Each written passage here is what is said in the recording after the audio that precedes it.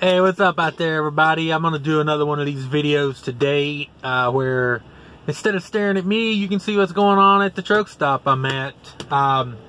So today I'm going to be talking about a load I did from Iowa over to, I'm in Boston right now. I guess I should have started with that.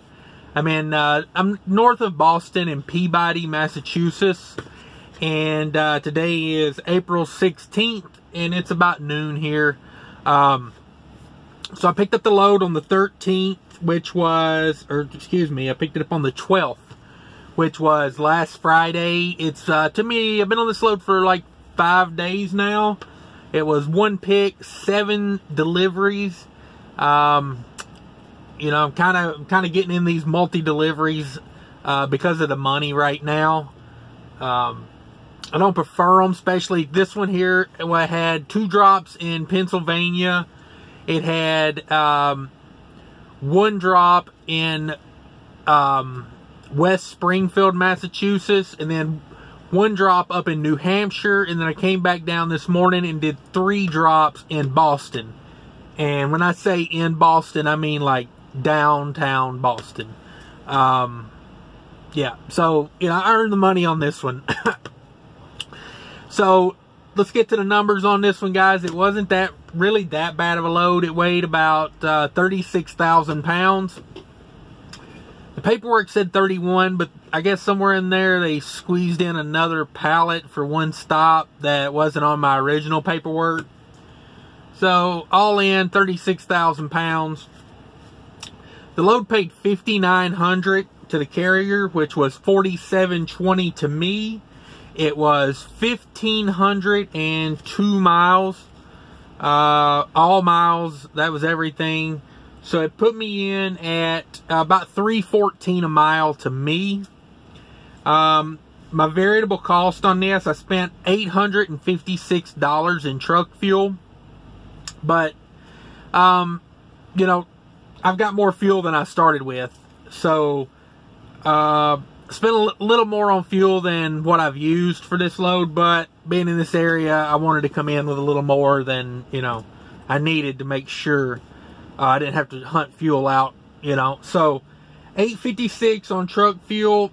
It was a it was 28 degree load, and the weather was really cool. It actually snowed in Minnesota the other day before I left.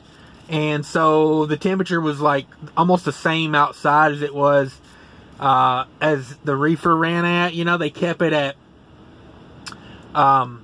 yesterday it got up to like 60, but, that was really the only time the Reefer like had to, run the refrigeration part of it.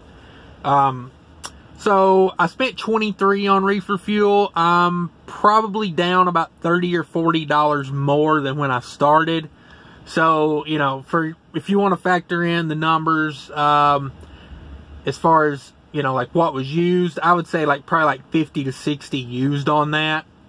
I spent $22 on DEF. I spent $153 on tolls, and I spent $20 on parking and $11.50 to scale the truck. Total variable cost was $1,085. So, I made it pretty good on this load. I don't know what my fuel economy is yet because I haven't topped off the tank, but it seems like it did pretty good. I kind of had to hustle. They had it short spaced on this load for the first stop, so I had to drive a little faster than I normally would. And then yesterday, I had some weather issues here in Massachusetts that caused a big delay, and therefore I had to kind of hustle to my second stop yesterday after I got my first stop off. So, probably not as good a fuel economy, but a lot of the weight did come off in Pennsylvania at the first 2 stops. So I probably pulled, after those 2 stops, I was down to like 24,000 pounds, something like that. So probably not terrible, but not as good as I would normally do. All in, it is, after variable cost, and then when I say all in, I mean variable cost, $36.35 left to me after it. So, even after I pay my insurance out of this, you know, my weekly insurance, and I do the $500 back for the truck for the week, probably still going to be, you know, I'm probably still somewhere in the ballpark of $2 net on this load. So, you know, I'm pretty lucky on that. You know, this is a direct customer that we use, or we have, you know, we get to pull their freight. This freight never hits the load board, so, you know, the carrier that I'm leased to, you know, we get first dibs on this freight. So you guys that are pulling off a load board, you know, probably hurting a little bit more. I mean, like, I'm looking at a load right now off a load board, trying to get back over to Minnesota, Iowa, Wisconsin area. I'm not seeing anything too spectacular coming out of this area right now. So, you know, I'm glad I got good coming in, because I'm probably going to be in that like $1.50, $1.80 range coming out of here, which to me is, you know, this is pretty crappy, pretty crummy for a reefer trailer to be pulling at that rate. But I guess we do what we got to do when we have to do it to stay in business. And so,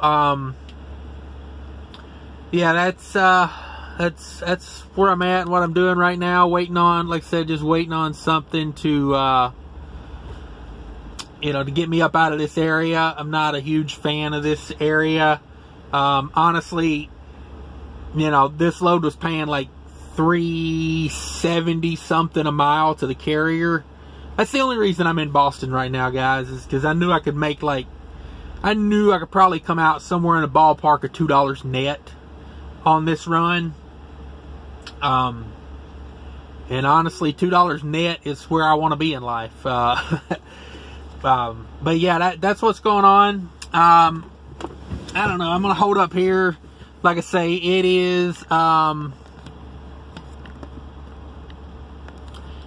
is Tuesday midday right now. I'm not seeing anything that I'm liking coming out of this area. I don't know. I seen a load up in Maine that I'm thinking about going and getting. Be quite a bit of deadhead, but I don't know. The other options are like New Jersey, which, you know, I never really have that good of an experience, really good experience in New Jersey, so I may go to Maine. Like I say, I've been to Maine a few times. Sorry, my Walmart phone holder keeps falling off the window, so that's why I keep messing with this. But yeah, so maybe we can do some good coming out of here. I don't know. I may have to do a split. You know, I may have to find a load like going halfway, like Ohio or Illinois, and then try to work home from there. Because the stuff from here to Minneapolis is like, you know, I mean, it's 1,500 miles, and you know, they're not even trying to come off 3,000. You know, they're not even trying to do 3,000 for a run from like Boston or New Jersey back to Minneapolis. And I'm like, I seen one run from New Jersey, refrigerated run from New Jersey to California, like Sacramento area, that was literally paying like $1, I think it was $1.22 a mile or something like that. And I'm just like, I don't get it. I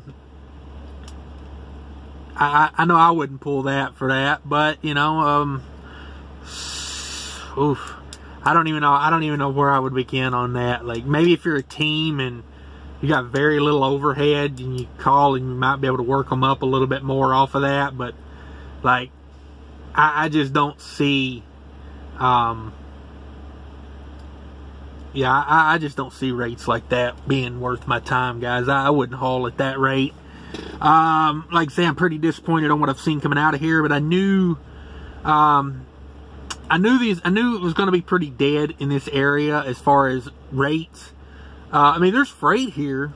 It's not like there's no freight. It's just the supply is more than the demand right now, and that's what's killing us. But like I said, I'm not opposed to deadheading the hell out of this area either.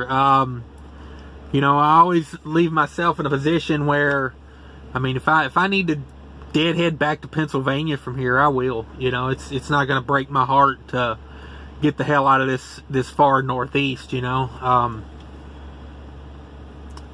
But yeah, I don't know. We'll see how it works out. I'll update my next video what I end up doing out of here. Obviously, I try to do every load, but yeah, that's the numbers on this, guys. Kind of a spoiled run here, you know. It's the customer, you know, they only got a couple carriers they trust to do these, and I'm glad that there's still people like that out there that's not willing to just, you know, give their freight to, you know, the lowest common denominator. They actually want somebody that you know, respects their business and respects their product enough to, you know, put a little customer service there with it.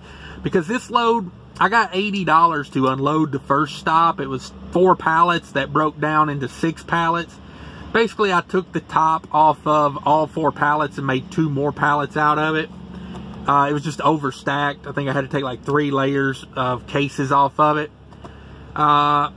You know, so did that. That wasn't that big a deal. I called the broker and said, hey, it's Sunday, there's no lumpers. They said, hey, I'll give you the $80. I would have gave the lumpers if you want to do it. And I was like, oh yeah, I got no problem doing it. And then, you know, when I come to some of my smaller stops, like I had one in Boston this morning. I mean, it was literally 1 pallet, you know, and it's like a little mom and pop warehouse. You know, I get out there and I help them restack it, you know, and count it because, well, I don't know. I figure that's part of the customer service, you know. Like, I'm not opposed to unloading freight if you know, as long as I'm getting compensated for it. I got no problem doing it. I like the exercise. But yeah, guys, I'm gonna hop off here. Just wanted to give you an update of what I've been doing, where I'm at, and yeah, we'll talk to you on the next one. Y'all be safe out there.